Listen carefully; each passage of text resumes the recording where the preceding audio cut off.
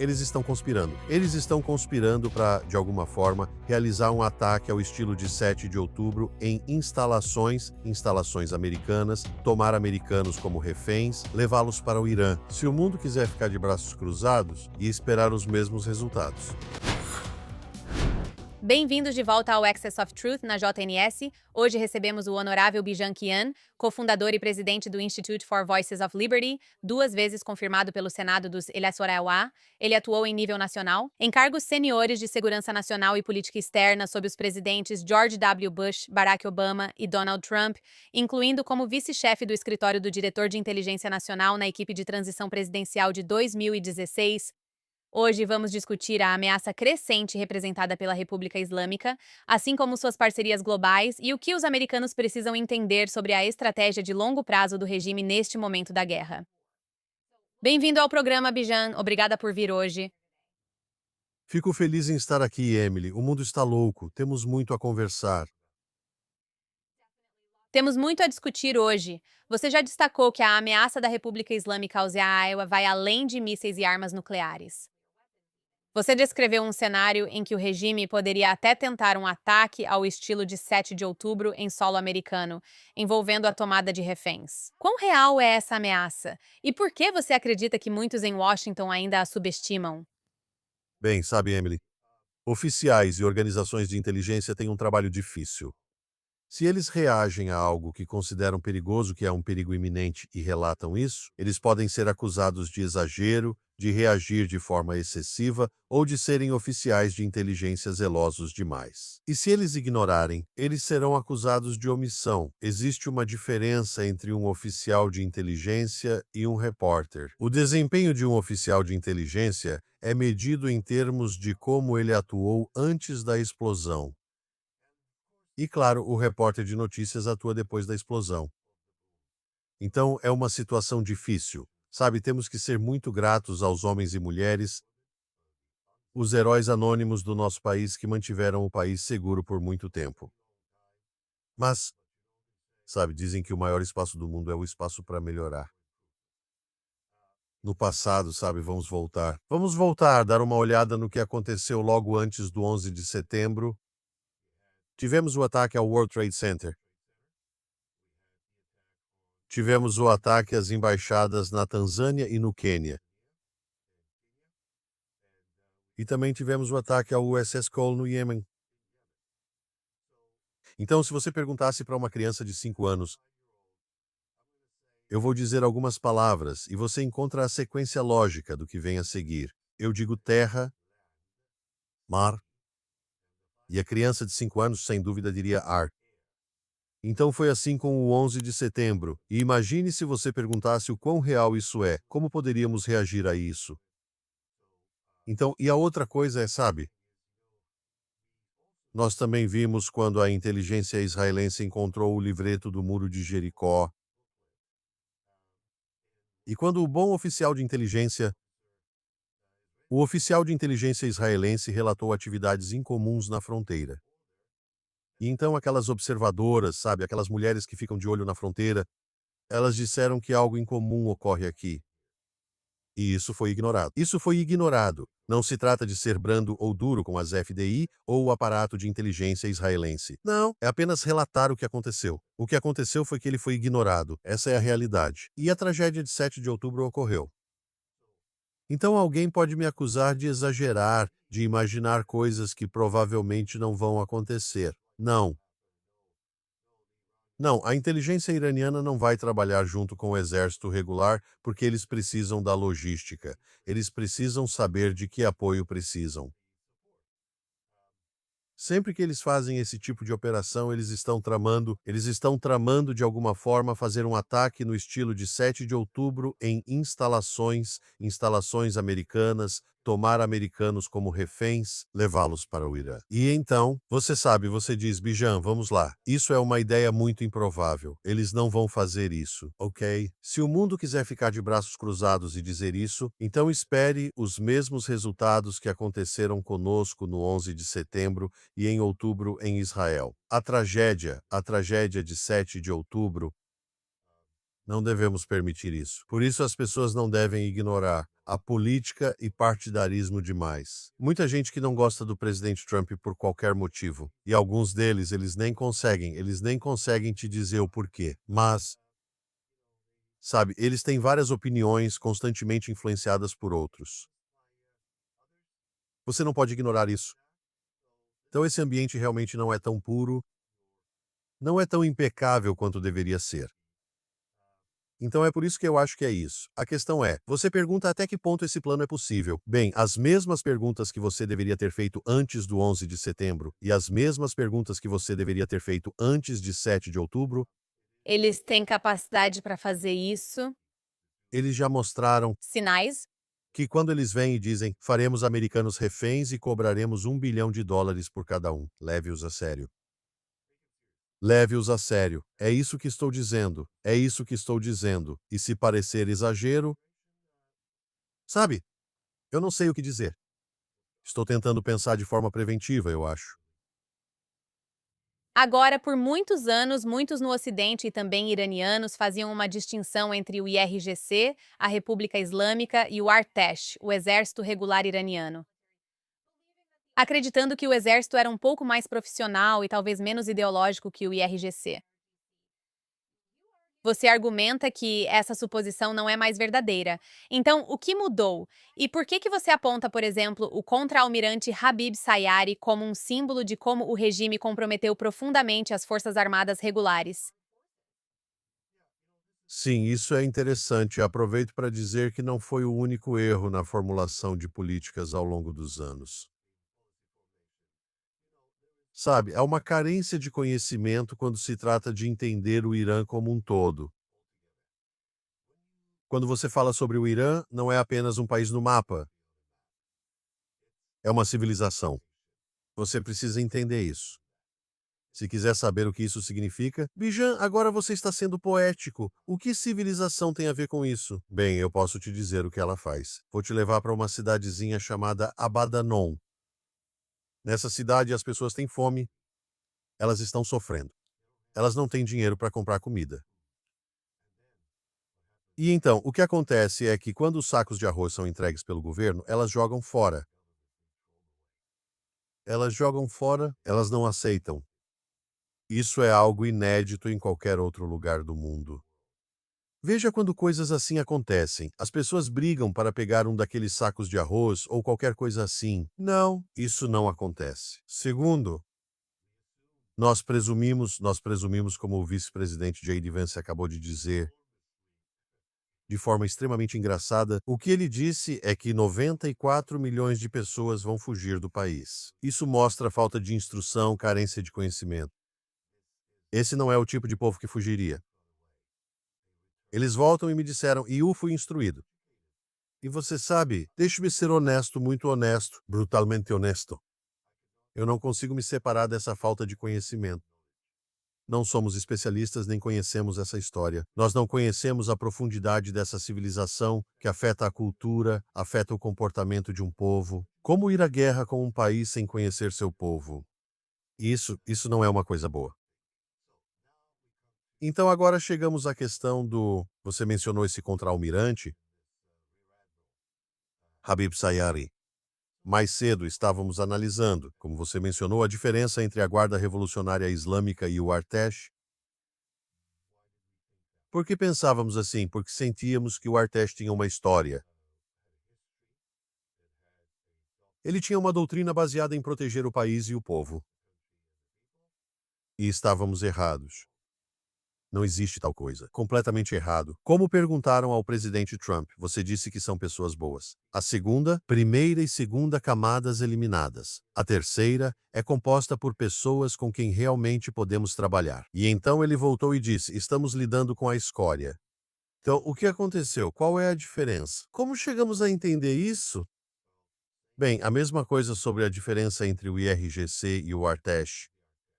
Absolutamente nenhuma diferença. Uma coisa que precisamos entender é que os dois irmãos, um liderava o IRGC, o outro estava no exército. Salamis, Salamina. Você citou Habib Sayari contra-almirante. Você sabe, nós o víamos como alguém respeitado pelo povo. Ele era da velha geração, com formação e educação verdadeiras, incluindo escola de comando. E nós dissemos, e sabe, esse é um homem que talvez pudesse ser alguém que dissesse, sabe, ei pessoal, nós não vamos ganhar essa guerra, vamos apenas nos render ao povo, vamos ser razoáveis. E nós estávamos errados, totalmente errados. Primeiro, mesma história, o irmão dele, Mehdi, é chefe da inteligência. Se você perguntar, vão dizer que os irmãos não se falam e não se gostam. Ok, claro. O governo colocou um irmão na Guarda Revolucionária e o outro no Exército Regular porque eles não se falam, porque eles realmente, sabe, vivem em conflito o tempo todo. Essa é uma expressão que eu acabei de aprender, na verdade, hoje de manhã, mas o que isso significa é quando eles ficam frente a frente, em confronto. E isso significa que eles realmente estão um contra o outro. Eu não tenho certeza. Eu não tenho certeza. Habib Sayari hoje se tornou um porta-voz dos assassinos das crianças do Irã. Ele ficou lá, indiferente, com medalhas daqui até os ombros e com uma aparência bem militar, mas ele é visto como um velho absolutamente inútil que hoje não serve para nada. Existe um conceito de responsabilidade compartilhada. Se você está testemunhando uma injustiça, se está presenciando um crime, e além de não fazer nada, ainda ajuda. Você promove isso. Ele vai por aí, olha para ele. Ele vai por aí beijando crianças e visitando túmulos de pessoas que mataram crianças iranianas. E esse é o papel dele. Então você quer confiar nele agora para quê? Para qual função? Aqueles que estão sob o comando dele. Você sabe, você falou sobre uma diferença. A diferença não é entre a RGC e o Exército Regular. A diferença está entre esses velhos que devem tanto por qualquer medalha que têm, sabe, conquistadas por qualquer motivo, eles devem tanto por cada medalha, que eles se curvariam a cada ordem de cima que diz, faça isso, e eles vão fazer. E ao olhar para este contra-almirante, o oficial general de uma estrela, é muito difícil olhar para ele e respeitá-lo. E acredite em mim, aqueles que estão sob o comando dele não o respeitam mais. Você está procurando uma diferença? Procure a nova geração de oficiais generais jovens que está surgindo no Irã. Eles sabem disso, eles estão apenas com muito medo. Sabe uma coisa? Um único passo em falso e eles estarão mortos. Eles têm muito medo disso. Então, sabe, acho que o futuro pode ser visto sem a velha guarda, condecorada com todas aquelas medalhas, que sente que deve algo específico ao governo, o que significa que se o governo disser, sabe, eu vou matar crianças, basta ficar parado sem fazer nada. E se puder, só me mande algumas balas. É exatamente isso que Habib Sayari e pessoas como ele estão fazendo. Eles são nojentos.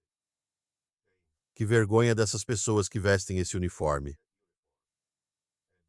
E o trabalho deles é proteger o povo e o país, e eles falham em ambos. Então, o que eu quero dizer, acredito, usando esse momento para falar sobre o futuro dos militares, incluindo os novos oficiais generais, é promissor. Se eles não mataram ninguém, não roubaram nada. Se eles realmente não prejudicaram a reputação de alguém, não criaram uma queixa pessoal em algum lugar, eles não deveriam se preocupar. O futuro para os militares vai ser promissor porque o país vai voltar a cuidar de suas forças armadas regulares, sem dúvida. Há boas notícias no horizonte. Vamos focar na próxima geração. Aqueles que estão cansados, eles precisam de ajuda para se livrar da velha guarda. Uau, sim, é realmente uma traição. Uma traição ao povo iraniano. Eu quero mudar um pouco de assunto porque sei que ouvimos muito sobre drones russos na Ucrânia. Porém, tem se dado bem menos atenção ao apoio da Rússia à República Islâmica, tema que sei que você conhece bem. Quão significativa é a transferência relatada de Moscou do sistema de navegação Cometo-M para melhorar a precisão dos drones Shahed? E que outras formas de apoio militar ou de inteligência da Rússia estão ocorrendo sem o conhecimento do público agora? Emily, por anos, o padrão de educação militar para o Irã e o governo imperial do Irã era o padrão da OTAN. E isso significa que os padrões dos Estados Unidos eram realmente o que era ensinado aos oficiais. Quando isso acabou, primeiro a antiga União Soviética e depois a Rússia assumiu esse papel. E essa educação, que até tinha uma certa história antiga, foi renovada. Compartilhamento de inteligência, educação militar, tudo isso tem acontecido e está crescendo. E está confirmado que o cometa M foi instalado nos drones Shahed 136 para melhorar a capacidade de navegação. E eu estava pensando quando esses drones teriam sido vendidos para a Rússia. Eu questionei isso. Então, isso é muito, muito estranho. Quero dizer, isso não é uma tecnologia complicada. Isso é algo que qualquer país com alguns recursos básicos e uma impressora 3D pode fazer o que quiser. Por que a Rússia está comprando drones da República Islâmica? Esses drones são baratos e conseguem produzi-los. Bem, eles não estavam comprando eles. Eles estavam recebendo eles sob esse pretexto para equipá-los com melhores equipamentos de navegação e mandá-los de volta. Isso está acontecendo e continua. De forma muito, muito discreta, você sabe, assistência de inteligência operacional. Devemos nos preocupar com isso? Com certeza, com certeza. Você não deve ter a atitude de pensar está tudo bem. Sabe, relatórios de inteligência exagerados, sabe, agentes excessivamente zelosos ficando empolgados. Não deveríamos, é perigoso. Isso vai causar uma perda da qual vamos nos arrepender se continuarmos com essa atitude, Emily. Com certeza, não é verdade? Vimos que, mesmo com pouco desenvolvimento, os drones usados pelo Hezbollah contra as FDI causaram muitas baixas no Líbano. Então, essas modificações que eles estão fazendo para realizar esses ataques definitivamente não podem ser encaradas com leviandade. Mas, sabe, tem havido um debate crescente em Washington sobre se há divergências, como você citou, entre Jerusalém e Washington sobre lidar com o regime islâmico.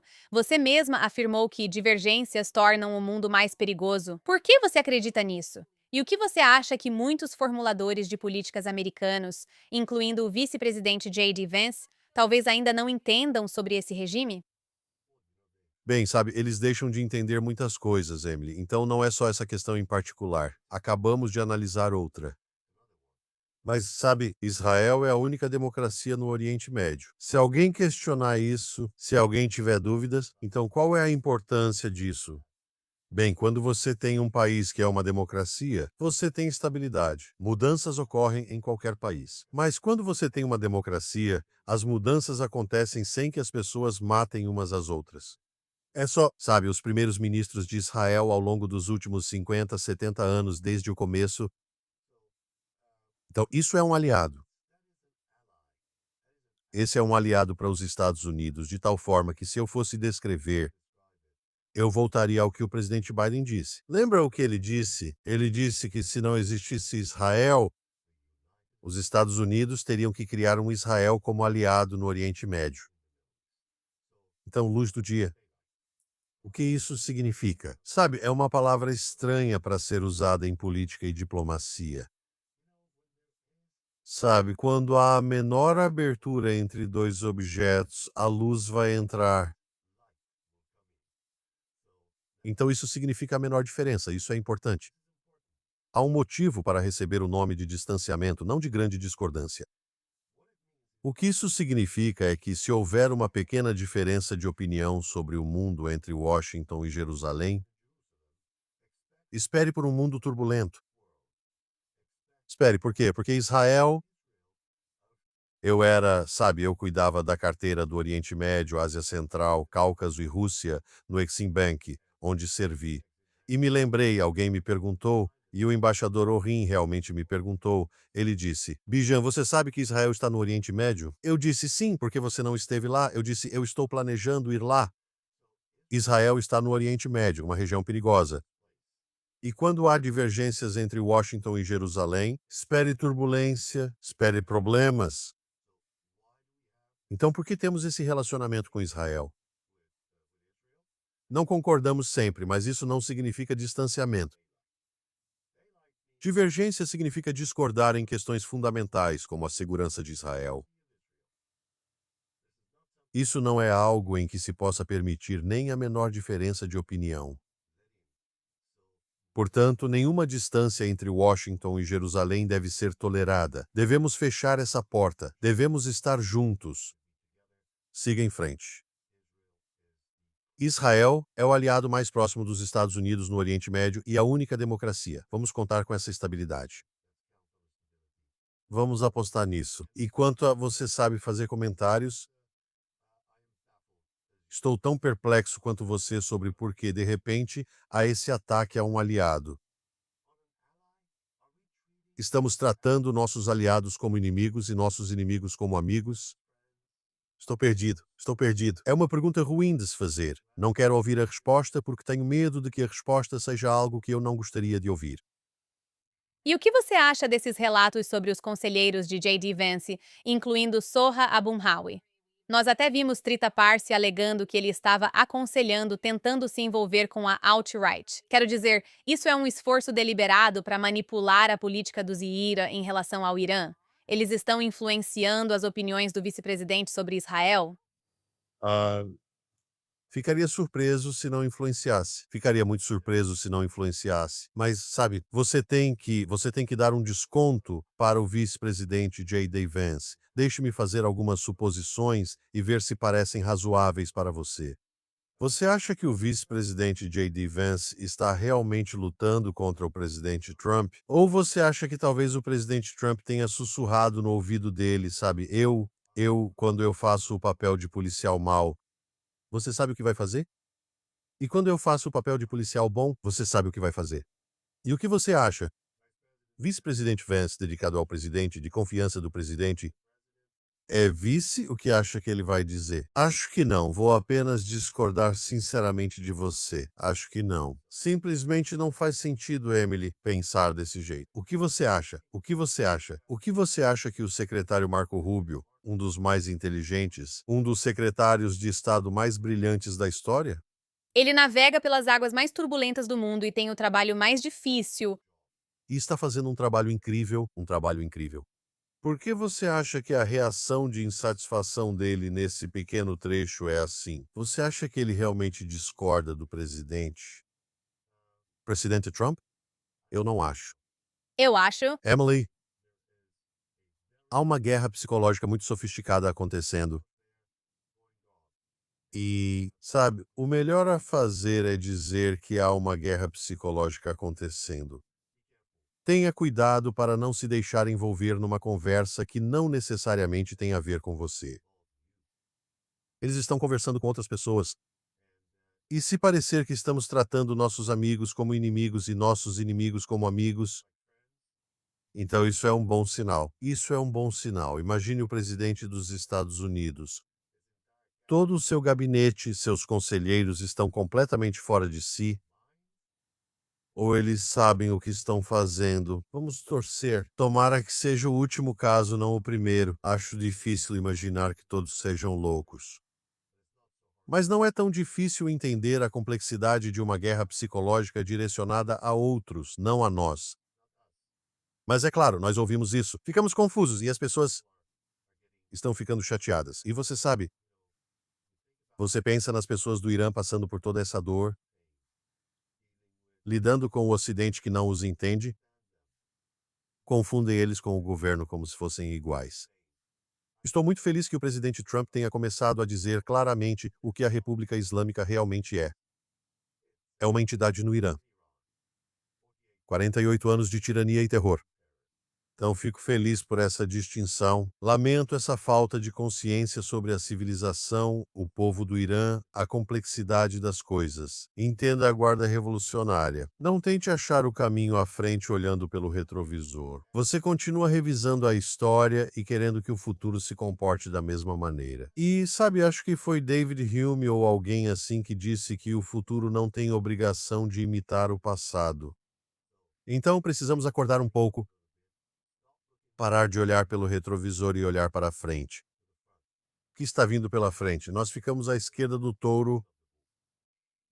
Você disse que não se vence uma guerra contra a República Islâmica sem realmente compreender o povo iraniano. E agora, uma das exigências do povo que vimos no protesto de janeiro foi um pedido muito claro para que o príncipe herdeiro Reza Pahlavi liderasse uma transição para além da República Islâmica.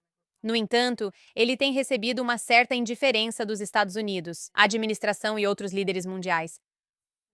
Por que isso ocorre? O que os formuladores de políticas americanos não compreendem sobre o povo iraniano e como corrigir isso? Emily, a história vai registrar isso. O que você acabou de mencionar como o maior desastre que poderia ter sido evitado. O maior desastre que poderia ter sido evitado. Eu vou dizer isso com você hoje, Twain. Neste dia 26 de julho de 2026, este vai ser o maior erro. A análise vai dizer, lá em 2026, 2025, o povo do Irã se levantou, porque pela primeira vez em 48 anos, eles ouviram a voz de um homem em quem confiam. Eles respeitam, eles sabem que ele é a única voz. Que eles saíram às ruas, gritaram o nome dele, o único nome, e morreram para recuperar a liberdade roubada. Que outro sinal você quer ver para saber que esse homem é aquele em quem confiam? Se houver um movimento pela liberdade, e se você realmente apoia esse movimento pela liberdade, não tire a bússola das pessoas que querem ir daqui até a urna. E agora você me pergunta, por que isso? Por que isso? Falta de conhecimento, falta de compreensão. Eles não acreditam. Eles não acreditam que uma monarquia ou uma república seja uma decisão a ser tomada pelo povo do Irã. Essa decisão não cabe ao presidente Trump nem ao primeiro-ministro Netanyahu. A decisão cabe apenas ao povo do Irã. Então, no futuro vai estar escrito. O Ocidente não entendeu isso. Eles não entenderam que o povo do Irã confia em um homem. Não pode ser apenas um homem. Isso não pode acontecer, precisa de uma eleição. Mas espere um minuto. Espere um minuto. Existe uma tradição. Existe uma situação em que há apenas um homem em quem eles confiam para não ser rei ou presidente, mas para guiá-los até as urnas. Isso, Emily, é o cerne do problema. Agora, de novo, não entendem algo tão básico, essa lógica? Isso levanta a suspeita de que você não quer entender. Isso levanta a suspeita de que há influências demais acontecendo aqui. Falamos sobre as operações de influência. Há conflito de interesse. Existe. Sabe, o que parece ser um conflito de interesse. E, sabe, as aparências na política realmente importam. Então, todas essas perguntas são legítimas de se fazer. Por quê? Porque alguém faria a seguinte pergunta razoável. Sabe, por que você tem que interferir em uma questão na qual você realmente não tem voz ativa? Por que você tem que dizer, sabe, isso ou aquilo em apoio ou em crítica a alguém que o povo do Irã apoia? Sabe, eu fui para Washington, D.C., em frente à Casa Branca, pedi para as pessoas, meus amigos, tocarem YMCA. Assim, o presidente sabe que estamos lá. Sabemos qual é a música favorita dele? E então eu disse, senhor presidente, obrigado por eliminar ou ajudar a eliminar a figura mais criminosa do século, Ayatollah Khamenei. Nós agradecemos por isso. Obrigado por eliminar aqueles assassinos de crianças iranianas. Mas sabe, eu tenho uma pergunta para você. Acho que estamos em 1775 e pessoas de honra e independência estão lutando contra o maior exército comandado por Jorge III, o tirano. E as pessoas aqui estão indefesas. Elas não sabem como lutar. Sabe, eles usam seus instrumentos agrícolas como armas. E há um francês que é militar. Ele vem te ajudar e diz, estou aqui para ajudar você a, sabe, recuperar sua liberdade. Mas há apenas um problema. Tem um cara chamado George Washington. Não tenho tanta certeza sobre ele. Não sei se ele é o cara certo para liderar essa revolução. O americano, você sabe, eles querem liberdade, quero ajudar, mas não tenho certeza sobre esse homem. O que você diria? E como a história julgaria essa situação? É exatamente onde estamos. Acho que é do interesse dos Estados Unidos entender que a estabilidade exige apoio popular, uma democracia secular. Eles não acham um defensor mesquinho. O príncipe Reza Pahlavi para liderar o movimento do povo até as urnas. É um único ponto. Se conseguirmos passar isso, Emily, acho que esse é o ponto crítico dessa situação complexa. Só precisamos que essa pergunta seja respondida. Você está fazendo uma campanha de libertação ou uma campanha individual? A resposta é a primeira opção, não a segunda. Esta é uma campanha de libertação liderada pelo príncipe Reza Pahlavi. Isso não é tão difícil de entender. Não faz sentido resistir a isso. Não faz sentido. A história vai julgar isso como um erro terrível. Agora, eu quero te perguntar sobre o Quincy Institute, onde Trita Parsi é vice-presidente executiva e cofundadora, publicou relatório alegando que Israel conduz campanha bilionária de influência para manipular a política e opinião pública dos Islâmicos.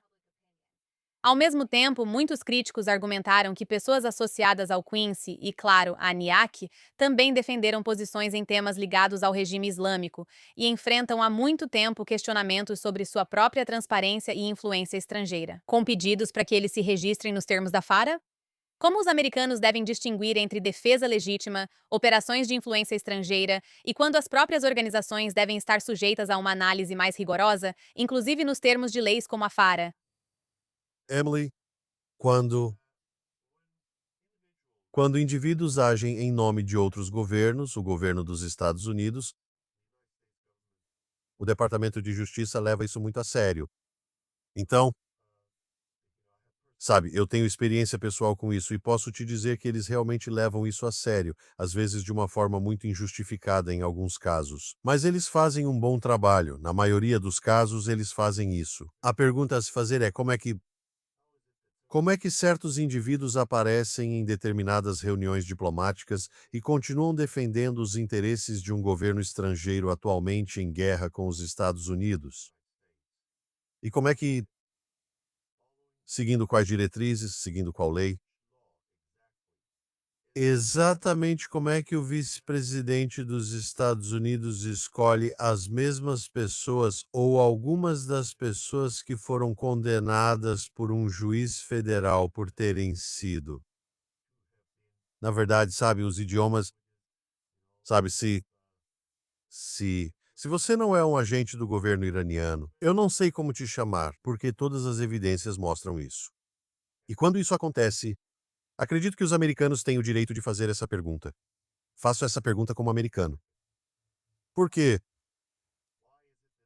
Por que que o Departamento de Justiça não está olhando para isso?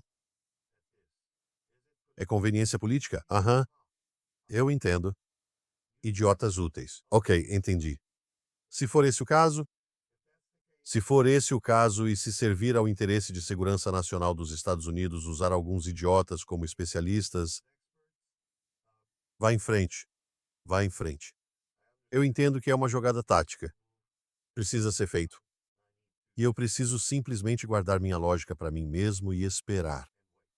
Mas se não for, adiá, aiá. Às vezes, o custo-benefício de ter pessoas com múltiplos interesses e sem honra, sem nenhuma honra, dinheiro. Emily, você sabe do que falo. Idiotas úteis recebem pagamento.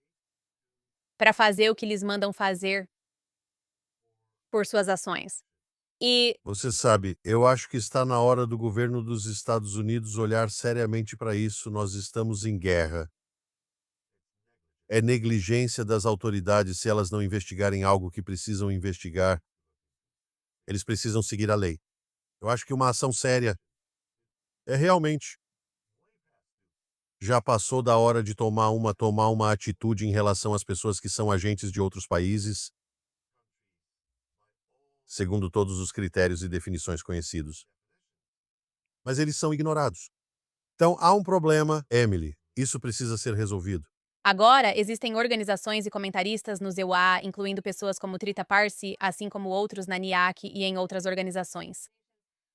que tiveram papel crucial na percepção americana sobre o regime islâmico, principalmente na mídia e na formulação de políticas. O que o público americano deveria saber sobre essa rede de influência e como ela afetou a política dos Zelewa em relação ao regime nas últimas décadas, especialmente o viés contra o príncipe herdeiro, Reza Pahlavi? Sabe, a operação de influência da República Islâmica nos Estados Unidos não é um boato. Basta olhar para todas as pessoas que foram presas, julgadas e condenadas por agir em favor da República Islâmica, inclusive enviando equipamentos para ela. E todos eles, aliás, todos eles são participantes dos crimes que a República Islâmica cometeu contra o povo iraniano ao longo desses 48 anos. Todos eles são participantes. Um dia eles terão que responder. Não importa para quantas agências de inteligência eles trabalharam, de que forma e quantos papéis de idiotas úteis eles desempenharam sob quais nomes. Não importa quanto dinheiro eles arrecadaram. Haverá um dia em que eles terão que responder perante a lei. E esse dia está chegando? Sem dúvida. Há pessoas que se dedicaram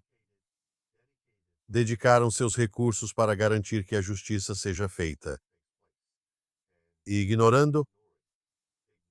ignorar ameaças à segurança nacional dos Estados Unidos é uma injustiça com o povo americano. Por que os americanos deveriam se preocupar com operações de influência do Irã?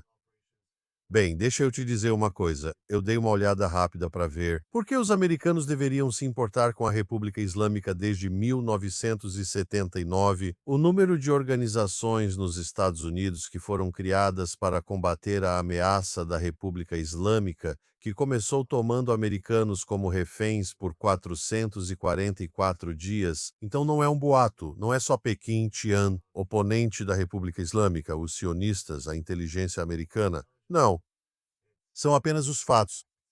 Foi assim que aconteceu. Por 48 anos, isso tem sido a norma. E, sabe, nós só precisamos garantir que a gente nos educar sobre o que é o Irã, como vencemos essa guerra. A operação de influência precisa ser analisada. Isso tem um certo custo. Se a gente só olhar, sabe, eu tenho alguns idiotas úteis que continuam, sabe, parecendo amigáveis com o outro lado. E eles estão realmente do meu lado. Eles não estão do outro lado. É estúpido pensar assim quando as pessoas não têm honra, sem nenhum senso de pertencimento a nada. É só dinheiro e fama. E então não é sobre muito dinheiro, não importa. Às vezes as pessoas fazem coisas só para serem famosas, Emily, só para serem famosas, até mesmo para serem chamados de idiotas úteis e muitas outras coisas ainda mais insultuosas. Eles não têm honra própria, não importa. Mas devemos levá-los a sério, com certeza. Todos nós devemos nos preocupar porque o custo de todas essas medidas contra o terror e a tirania da República Islâmica. Eu fiz um pequeno estudo rápido.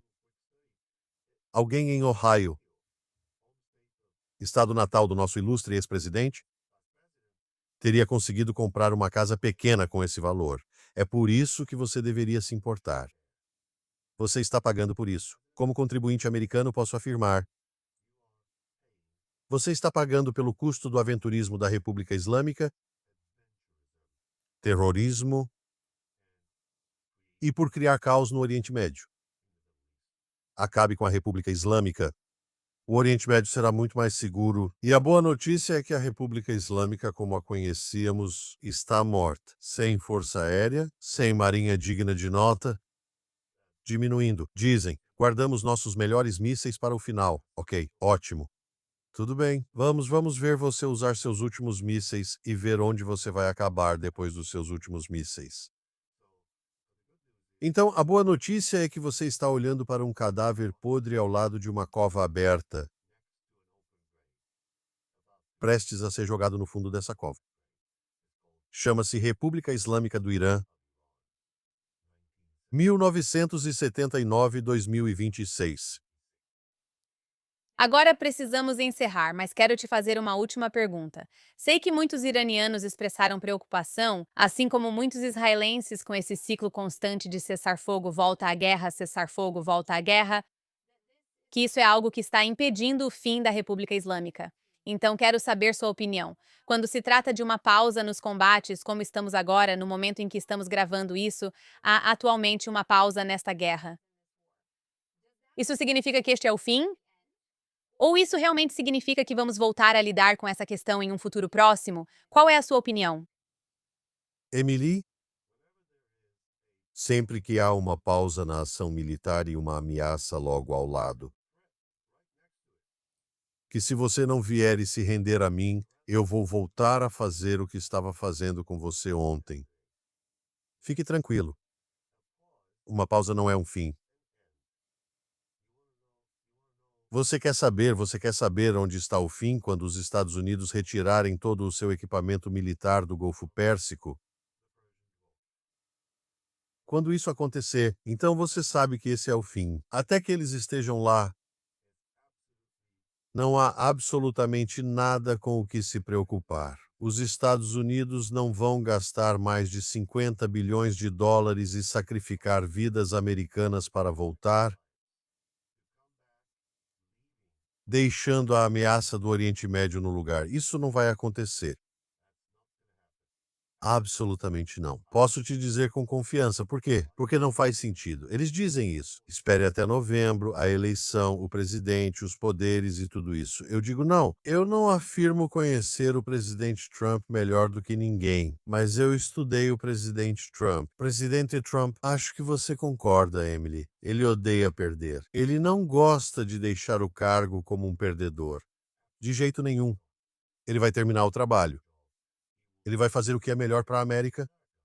Eu não acredito que o presidente Trump esteja cumprindo uma obrigação de libertar o povo iraniano da tirania. Não, isso acontece como resultado de seguir o que é melhor para a segurança nacional dos Estados Unidos e de seus aliados, especialmente Israel no Oriente Médio. Isso vai acontecer. Então, eu não tenho dúvida disso. Tenho confiança de que o presidente Trump vai vencer.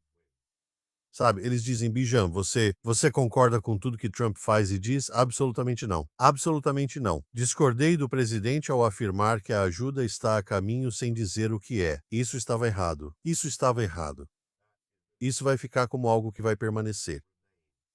Sabe, um dia alguém me disse, Emily, disseram, se você não quer cometer um erro, se você não quer ser criticado, não faça nada. Não diga nada. Não seja nada. Se você é presidente dos Estados Unidos e toma todas essas decisões, não se deve esperar a perfeição. Você faz o seu melhor. Você faz o seu melhor porque ama seu país e faz o que é melhor para os Estados Unidos. Então eu disse isso muitas vezes, que o povo do Irã não deve nada ao presidente Trump. Eles pagaram com a vida de seus filhos para mostrar o que querem. E, sabe, se tem uma coisa que precisa ser entendida, é que isso não é uma defesa de uma forma de governo ou de quem terá poder no futuro ou qualquer coisa assim. Isso é uma defesa do princípio de que existe um movimento popular chamado Movimento do Leão e do Sol no Irã. É um movimento genuíno. E eles escolheram o leão e o sol como símbolo. Como um estandarte carregado por um homem de confiança, pois bandeiras não andam sozinhas, elas são seguradas por alguém. As pessoas olham a bandeira, elas querem segui-la, mas perguntarão: quem carrega a bandeira? Se não confiarem nessa pessoa, elas não vão seguir, não importa se alguém as ache legais. Você pode trabalhar com elas. Não, elas não são. Elas não são. Na verdade, olhe para Golias. Sabe, o apelido dele é Alicate. Alicate. Veja como você pega as pessoas, agarra os alunos com a força de um alicate e os joga do telhado da universidade para a morte deles. Esse é o cara legal com quem você vai trabalhar. Sinceramente, é aí que a gente diz que está tratando nossos inimigos como amigos. Esse é o problema. Mas eu acho que isso é importante. Nós não precisamos. Sabe, o presidente Trump não deveria gastar energia pensando em apoiar o príncipe. O príncipe não precisa do apoio do presidente Trump. Ele precisa do apoio do povo iraniano. E a pergunta certa a se fazer é: ele tem esse apoio? E então eles dizem: bem, ele pode organizar uma força terrestre. Bem, porque vocês não estão ajudando. É por isso que seus comentários não estão ajudando. Isso talvez seja parte dos motivos. Você pode encontrar muitas outras desculpas porque já decidiu responder ao Lafayette com a resposta errada. Então, talvez esse não seja exatamente o caso, mas você não pode ignorar que isso pode ser parte de. E isso pode ser corrigido. Ainda há tempo. Não precisa de apoio, não precisa de endosso de nada, mas apenas ouçam o povo do Irã. Ouçam eles. O que mais eles têm a dizer? Que outra prova você quer além das vidas de 52 mil pessoas? E esse é o número do presidente atual dos Estados Unidos que estou repetindo. 52 mil vidas de jovens. Você vê esses rostos futuros que se perderam. E isso é uma tragédia. Quando foi a última vez que uma tragédia dessa escala aconteceu? E a mídia é justa? A mídia está cobrindo isso? Ou está varrendo isso para debaixo do tapete? Não sabemos. Os números deles são contestados, isso e aquilo. É preciso mostrar ambos os lados disso. E é por isso que havia uma diferença entre uma reportagem honesta e a simples publicação de matérias. E é por isso que o presidente Trump chama alguns veículos de imprensa de mentirosos. E você e eu sabemos que eles existem. É bom estar com você no eixo da verdade. Como verdade? Como disse meu ilustre amigo, o tenente-general Mike Flynn, a verdade não tem perguntas. Vamos encerrar por aqui, mas agradeço a você, Bijan Kian, por participar hoje do Eixo da Verdade. Thank you.